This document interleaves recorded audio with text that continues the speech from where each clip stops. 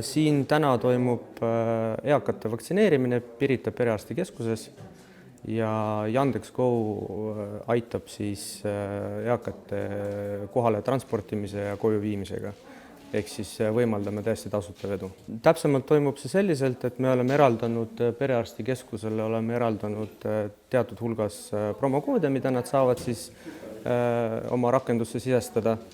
Ja siis tellivad oma rakendusest autosid ette ja teistele inimestele siis ja veavad vajalikud inimesed kõik koju. Meil oli väga suur soov aidata perearstikeskuseid selles juba ennem, aga ilmselgelt teeolud on väga halvad ja eakad inimesed vajavad abi. Vaktsineerimine on üks tähtis protsess pandeemiaga hakkama saamiseks ja sellest väljatulekust.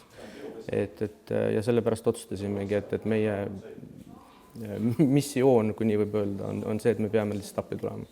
Loodame, et inimesed saavad aina tervemaks ja tervemaks, aina rohkem inimesi saab vaktsineerituks ja ühtlasi loodame, et selle programmiga ühineb rohkem perearstikeskuseid, et me saaksime aidata rohkem kui ainult hetkel Pirita perearstikeskust. Täna vaktsineerime eakaid inimesi ja riskigruppe, et koroona vaktsineerimine toimub. Kutsume inimesed kohale, teeme neile süsti, siis jälgime veerand tundi keskmiselt, küsime, kuidas nende enesetunne on ja kui neil on hea olla, siis lubame koju tagasi. See teine doos on sellepärast, et tagada pikaajaline immuunsus, et vähemasti on siis 6–8 kuud see immuunsuse kestus. Praegu Eestis veel sellist vaktsiini ei ole ja esimesest doosist saab küll, ütleme, paariks kuuks immuunsuse, aga mitte pikaajalise kestusega immuunsust. Eile oli 100 inimest, kes on vaktsiini saanud ja täna on 120 inimest. Vaktsineerimisega me alustasime jaanuarikuus ja nii kui Terviseametist saabub uus partii vaktsiini ja meil on võimalik inimesi juurde kutsuda, nii me kutsume neid vaktsineerima. Ja mina soovitan ikkagi maski kanda jätkuvalt, võimalikult vähe väljas liikuda, võimalikult vähe kontakte praegu hoida teiste inimestega ja kui kutsutakse vaktsineerima, siis seda võimalust kasutada.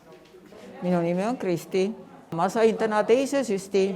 Kui ma esimese süsti sain, ei tundnud ma ka mitte midagi. Ja täna sain ma teise süsti ja ei tunne ka mitte midagi halba. Mina arvan, et vaktsineerimine on väga vajalik ja soovitan seda kõigile.